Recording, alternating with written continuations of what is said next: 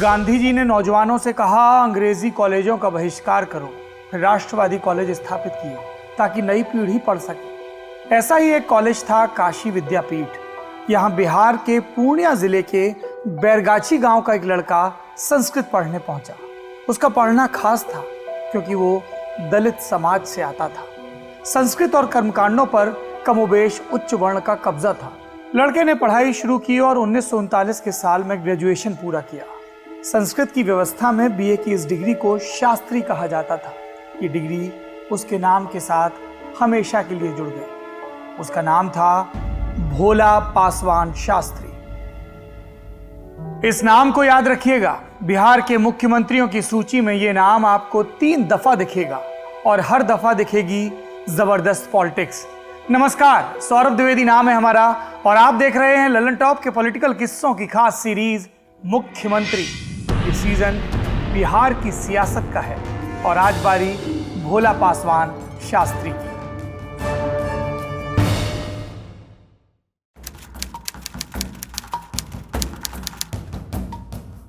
पाटलिपुत्र में सीएम की कुर्सी जैसे म्यूजिकल चेयर का गेम हो गई थी। ये 1967 का समय था। जन क्रांति दल के महामाया प्रसाद सिन्हा सीएम बने तो संसोपा का एक गुट बागी हो गया बीपी मंडल की अगुवाई में। फिर बीपी मंडल सीएम बने तो बाहर से सपोर्ट दे रही कांग्रेस का एक गुट बागी हो गया पूर्व मुख्यमंत्री विनोदानंद झा के नेतृत्व में। फिर से नई सरकार की तैयारी। विपक्ष सरकार बनाए तो कांग्रेस तिकड़म करे, कांग्रेस सरकार बनाए तो विपक्ष के दल सक्रिय हो जाएं। ऐसे में विनोदानंद ने खुद के बजाय अपने एक साथी विधायक को बतौर सीएम आगे किया। दलित समाज से आने वाले और कई मंत्रालयों का अनुभव रखने वाले भोला पासवान का नाम। मैंने अभी कहा कई मंत्रालयों का अनुभव रखने वाले भोला पासवान। ये अनुभव कैसे जुटा? काशी विद्यापीठ से पढ़कर लौटे भोला पूर्णिया में पत्रकार हो गए, राष्ट्र संदेश अखबार के लिए। साइड में कांग्रेस की नेतागिरी भी चलती रही। पहले डिस्ट्रिक्ट बोर्ड के सदस्य बने, फिर प्रोविजनल असेंबली के। 1952 से चुनाव शुरू हुए तो उन्होंने पूर्णिया जिले की बनमनखी सीट चुनी। लगातार 3 बार इस सीट से जीते और तीनों दफा अलग अलग कांग्रेसी मुख्यमंत्रियों की परिषद का हिस्सा बने। 1967 में उन्होंने सीट बदल ली, पूर्णिया की ही कोढ़ा सीट पर गए। भोला पासवान फिर जीत गए इस सीट से, लेकिन कांग्रेस फिर से नहीं जीत पाई, सूबे में हार गई। और जो हार गई तो भोला पासवान के नाम के आगे भी माननीय मंत्री की जगह विपक्ष के विधायक का तमगा रह गया। पर कहानी यहीं नहीं रुकनी थी। एक सिलसिला शुरू होना था उनके मुख्यमंत्री बनने का। इस सिलसिले की बुनियाद बगावत थी। कांग्रेस की बिहार में पहली बड़ी बगावत। 128 विधायक थे कांग्रेस के। इसमें से 17 विधायकों ने तय किया नहीं चलने देनी बीपी मंडल सरकार, अलग हो गए, लोकतांत्रिक कांग्रेस बना ली। पहले बनाना इतना ही आसान था, दरअसल दल बदल कानून नहीं था। इन 17 विधायकों ने बिहार के कई कद्दावर नेताओं को अपने पाले में रखा था। दीप नारायण सिंह, एलपी शाही और भोला पासवान शास्त्री इस गुट में थे और इनकी अगुवाई कर रहे थे पूर्व मुख्यमंत्री विनोदानंद झा। झा ने संसोपा, जनसंघ, सीपीआई और जनक्रांति दल के साथ बैठकें शुरू कर दी। शुरुआती बातचीत में ही उन्हें समझ में आ गया कि उनके नाम पर तो सहमति बनने से रही और तब विनोदानंद ने शास्त्री का नाम आगे कर दिया। इसकी 3 वजहें थी। पहली, एक दलित को सबसे ऊंची कुर्सी पर बैठाना संकेतों की राजनीति के लिए अच्छा था। दूसरी, एक पिछड़े समाज के नेता बीपी मंडल की सरकार गिराई थी। ऐसे में अगला चुनाव दलित शोषित वर्ग से नहीं होता तो गलत संदेश जाता। और तीसरी वजह, भोला पासवान शास्त्री सियासी संदर्भ में बहुत मजबूत नहीं थे तो बाकी कद्दावरों को लगा कि उन्हें संचालित करना आसान होगा।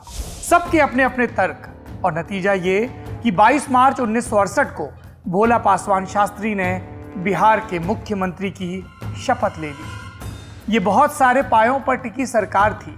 इसमें से एक पाया था राजा रामगढ़ कामाख्या नारायण सिंह की पार्टी जन क्रांति दल का। कामाख्या भोला पासवान सरकार में मंत्री भी थे, लेकिन उनकी चाह कुछ ज्यादा थी। वो चाहते थे कि बिहार सरकार उनके खिलाफ जमींदारी के मसले पर जो अलग अलग मुकदमे चल रहे हैं उनसे पीछे हट जाए। समाजवादी दल इसके लिए तैयार नहीं थे।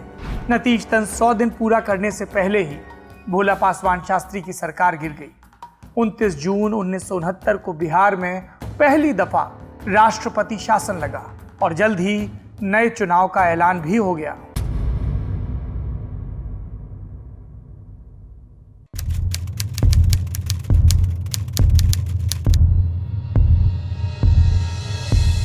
फरवरी 1969 के विधानसभा चुनाव के बाद एक बार फिर किसी पार्टी को स्पष्ट बहुमत नहीं मिला।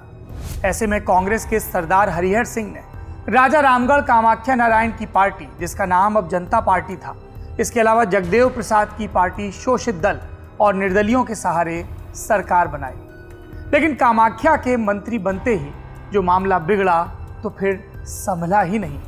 शोषित दल और निर्दलीय सरकार को सामंत समर्थक कहने लगे। इस दौरान पशुपालन विभाग के पूरक अनुदान पर वोटिंग में सरकार हार गई।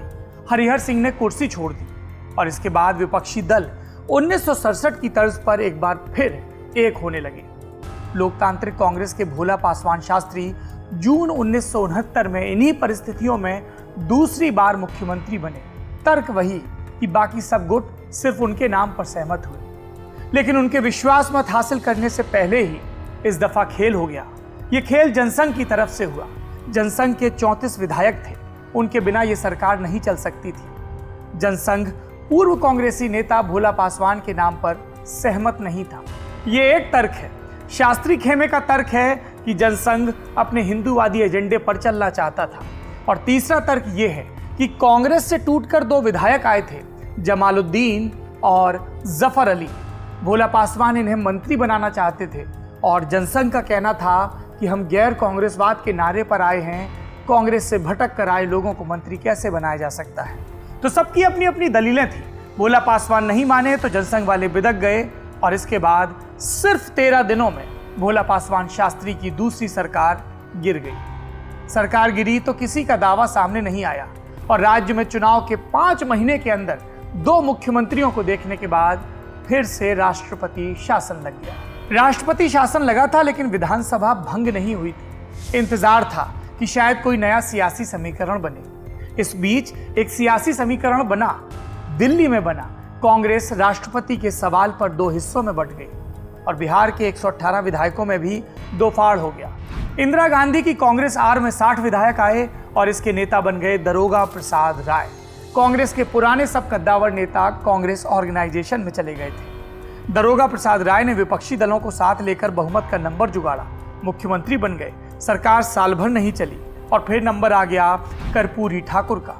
कर्पूरी सरकार भी आधा साल नहीं चल पाई और फिर तीसरी दफा, आखिरी दफा भोला पासवान के नाम की चर्चा होने लगी। लेकिन एक बार फिर से उनके राज्यारोहण में एक जिच था।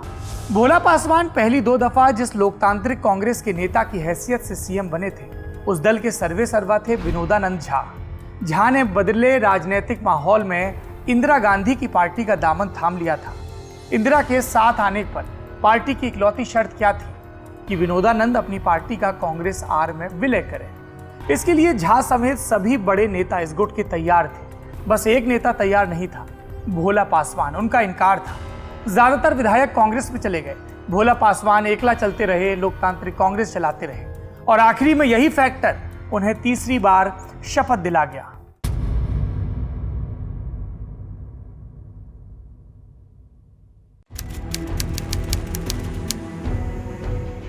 राज्य के सत्ता में संघर्ष को लेकर सबसे ज्यादा बात सीएम के लिए हुई सिर्फ अव्वल की होती है। लेकिन कर्पूरी सरकार गिरने के बाद कांग्रेस आर के नेताओं में डेप्यूटी सीएम के लिए होड़ लगी। कांग्रेस आर के 3 बड़े नेता थे, राम जयपाल सिंह यादव, बुद्धदेव सिंह और राम लखन सिंह यादव। तीनों ने आला कमान के सामने भोला पासवान को आगे कर सरकार बनाने का प्रस्ताव रखा। कांग्रेस के नाम पर प्रसोपा और झारखंड पार्टी जैसे दल राजी नहीं होते। ऐसे में भोला पासवान के नाम पर समाजवादी, कांग्रेसी और कम्युनिस्ट सब एक छतरी के तले आ गए। केंद्र में तब तक इंदिरा गांधी अपने दम पर सरकार बना चुकी थी। उन्हें लगा जब राजनीतिक माहौल उपयुक्त होगा इस सरकार को गिराकर चुनाव करा लेंगे। और इसी गुणा गणित के तहत 2 जून 1971 को भोला पासवान शास्त्री के नेतृत्व में लोकतांत्रिक कांग्रेस, कांग्रेस आर, शोषित दल और एनही होरो की झारखंड पार्टी की मिलीजुली सरकार ने शपथ ली। इसे प्रजा सोशलिस्ट पार्टी और सीपीआई ने बाहर से समर्थन भी दिया। इस सरकार में राम जयपाल सिंह यादव उप मुख्यमंत्री बने। राम लखन सिंह और बुद्धदेव सिंह के हिस्से मंत्री का पद आया। इन कांग्रेसी मंत्रियों ने कुछ ही महीनों में आला कमान के इशारे पर पुराना कोरस अलापना शुरू कर दिया कि भोला पासवान अपनी पार्टी का कांग्रेस आर में विलय करें।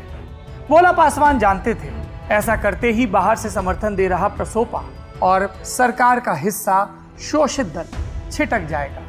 रस्साकशी चलती रही। कांग्रेस आर के मंत्रियों ने दबाव बनाने के लिए 27 दिसंबर 1971 को कैबिनेट से सामूहिक इस्तीफा दे दिया और कुछ रोज बाद भोला पासवान ने इस्तीफा दे दिया और कर दी विधानसभा भंग की सिफारिश। लगातार दूसरी विधानसभा बिहार की जो अपना कार्यकाल पूरा नहीं कर पाई। फरवरी 1972 में नए चुनाव का ऐलान हुआ और इन 2 महीनों में जानते हैं क्या संभव से संभव हुआ। इंदिरा ने भोला पासवान शास्त्री को आखिरकार कांग्रेस आर में अपनी पार्टी में विलय के लिए राजी कर लिया।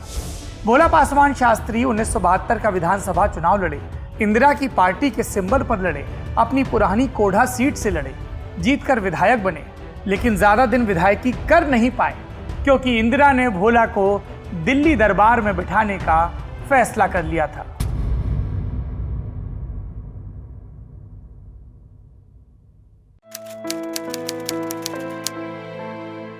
विधायक भोला पासवान को इंदिरा गांधी ने राज्यसभा का सांसद बनवा दिया।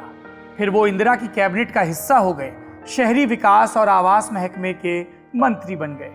इमरजेंसी के दौर में और उसके बाद भी भोला इंदिरा के वफादार बने रहे। राज्यसभा का कार्यकाल पूरा होने से पहले वो कुछ दिनों के लिए सदन में नेता प्रतिपक्ष भी बने। इन सब कयासों से इतर भोला पासवान शास्त्री ने क्या किया? उन्होंने कमीशन की अध्यक्षी पूरी की और उसके बाद सियासत से हाथ जोड़ लिए। 9 सितंबर 1984 को भोला पासवान शास्त्री का देहांत हो गया। उनकी कोई संतान नहीं थी। भतीजे विरंची पासवान ने मुखाग्नि दी और चाचा की सियासी विरासत। सब कहानियां एक सी नहीं होती। विरंची मनरेगा की मजदूरी करते हैं। एक इंटरव्यू में उन्होंने कहा था, जब चाचा मरे तो हमारे पास इतना पैसा भी नहीं था कि ठीक से श्राद्ध कर्म कर सके। भोला पासवान का जीवन ऐसा ही था। कभी भी उन पर निजी रूप में बेईमानी का आरोप नहीं लगा। अपने गांव में सड़क तक नहीं बनवाई कि कोई ये ना कहे कि वीआईपी ट्रीटमेंट दे रहे हैं। गांव जाते तो गाड़ी के बजाय बैलगाड़ी पर चलते और दरी पर पसर जाते। अब हम जाते हैं, लौटेंगे एक नए सियासी किरदार के साथ। आप देख रहे हैं लल्लन टॉप के पॉलिटिकल किस्सों की सीरीज मुख्यमंत्री।